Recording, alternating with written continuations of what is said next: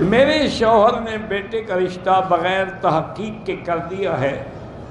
اب رشتے کرنے کے بعد پتہ چلا ہے کہ لڑکی کہیں اور چاہتی ہے۔ اب میرے شوہر کہ ہم رشتہ نہیں توڑنا ہے، ہم اپنے بیٹے کی شادی ادھر ہی، یہ کوئی ضد کی بات تو نہیں ہے؟ جب لڑکی چاہتی ہی نہیں ہے، اس کا کسی اور کے ساتھ عشق چل رہا ہے، کیوں اپنے بیٹے کی زندگی برباد کرتے ہو؟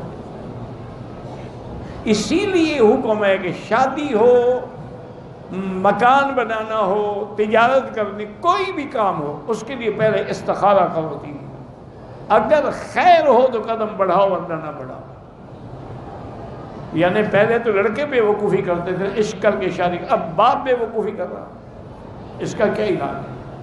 بھائی وہ لڑکی نہیں چاہتی، کیوں خواہ ایک دوسرے کو جہنم میں ڈالتے ہو؟